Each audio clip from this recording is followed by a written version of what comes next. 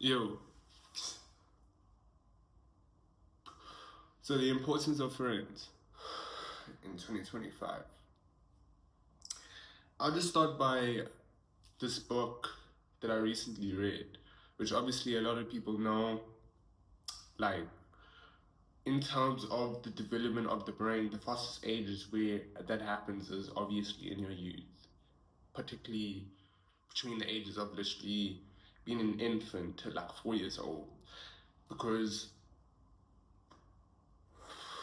you learn how to speak a language in such a short amount of time, and you learn how to walk, and you observe the world for the first time, and you know all of that shit. And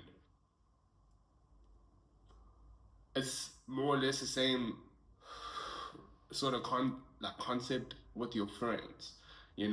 Obviously not in terms of like the criteria of like what age your brain develops, but in a way where you absorb the environment around you, depending on your age, you know, the environment, your friends will be what you absorb and what you observe and what you adapt to, like what you react to becoming uh, once you spend a certain amount of time around those people. And a human being usually progresses through stages in their life where they go through different sort of friend groups. And a lot of people don't realize throughout each of those friend groups, the sort of environment that they were around plays a large role in to the individual that they are. And a lot of people sleep on that simple fact because they're constantly consuming irrelevant, stupid bullshit that doesn't contribute to anything meaningful in their life. And they literally just live life like a passing fucking leaf in the world, just, waiting for something to happen again. And depending how big it is, will depend on their reaction and how excited they get. So a lot of people aren't aware of this simple fact that can play a large role in not only your success, but like just your overall comfort in yourself, for understanding yourself, which will ultimately play a large role in how far you go.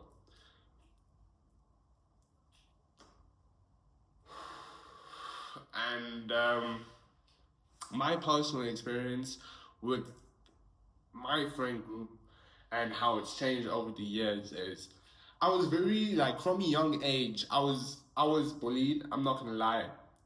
Might not look like it now, like with my body and the way I can express myself. But when I was younger, I had like a really bad skin disorder. Well, I had eczema and I had it head to toe. And it was fucking bad, man. Like, I would be the kid in class, like in grade R, grade zero. Like, sitting in the back with the fan blowing directly on me in like 30-degree weather. And like, a kid would call up to me, like, while the teacher is like helping the other students read or something or whatnot while we're sitting on the mat.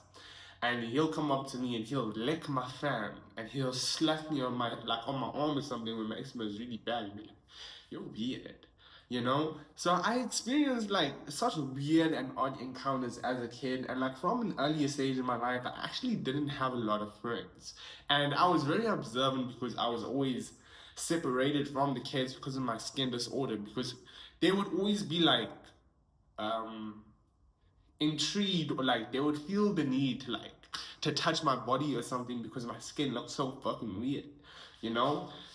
My family accepted it and they obviously helped me through all of that, and I obviously appreciate that from them, and I did get through it. But because of that, the friends that I had selected at that time in my life were very much more mature than the rest of the kids who would just like do that lame shit and pick on me. And so from a young age I had like that sort of like underdog sort of like title underneath my chin. You know, from a young age, I felt like, shit, I need to get better and I need to be not better than these guys, but I need to show and I need to prove to myself that I can and I will be better, you know, from a young age.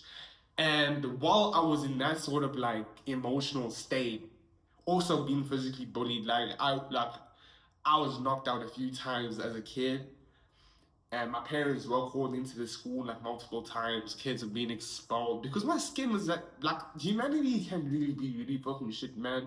But that's how it was like back then.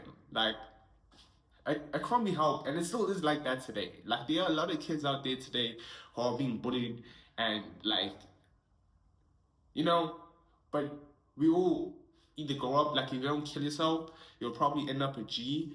Being able to reflect back on that and really understanding like how it like contributes to like your emotional state, like in topics like discipline, consistency, and you know, just having that drive to take the step in a lot of things in your life. Like that played a large role as a kid, man. And the friends that I had made back then, like, won't mention their names. I'm not gonna mention anyone's names on these channels, but so amazing, such amazing individuals, so kind, so thoughtful, so open-minded, and very reassuring, very inspiring. You know, they didn't feel like if they had to spend time with me, their aura or their character like would deplete or they would be going the wrong way in life. They were already secure in themselves enough with their own direction to be around me because I guess they were just naturally gravitated towards people who just don't move like the other kids were moving, who are picking on me, you know?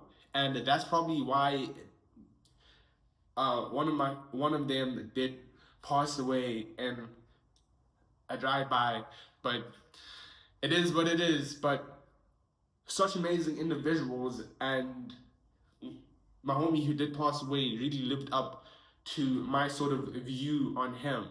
And the other homie as well, he's currently doing good for himself. We're not in touch because it was a long, that was like grade R, man. But like, obviously I keep game and I keep Instagram and I'm like, damn, this guy was homies with me when I had a really bad skin disorder and like, nobody will ever know. So I had that coming in from colored area as well, you know, like still living in, you could say, the trenches if you're fucking used to being in Westfield Hillcrest or Cape Town and Western Cape or just bougie places, bro. Like, you know, if you like that, it's cool. But I did move into like a more privileged area after some time, you know, into my junior phase of primary school. And that's when I realized because of the way I spoke and presented myself, I had to adapt to what was around me, being like a more privileged, I would say, not privileged, but it was like a white sort of environment.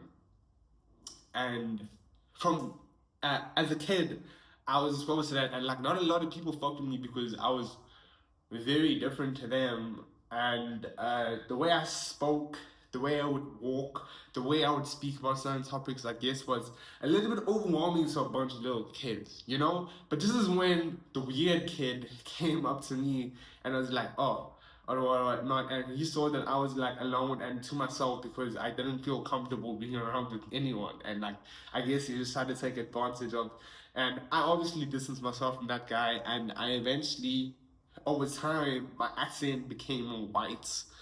Or when I was around my family or when I see my friends from Sydenham or whatnot, it would feel natural. But I guess around, like when I was younger, I would put on like a little white accent, and through that I started making friends, and through that I actually started making genuine friends, you know, that would go on to the higher phases of school and whatnot. But fast forward to like the high school days, man. Like the friends I made in high school, I'm 21 now, have really stuck a long way to what I want my plans to be and where I am today and how their sort of thinking and mentality has impacted me today. And the kids who I sat with in the 8th grade, one of them now stays above me, and I live underneath his family because I needed to live alone in order to like become the best version of myself. And the other homie who was in my 8th grade class hooked me up with the job to be able to afford my MMA gym membership and to be able to have some money in my pocket and some savings in my bank account, you know? And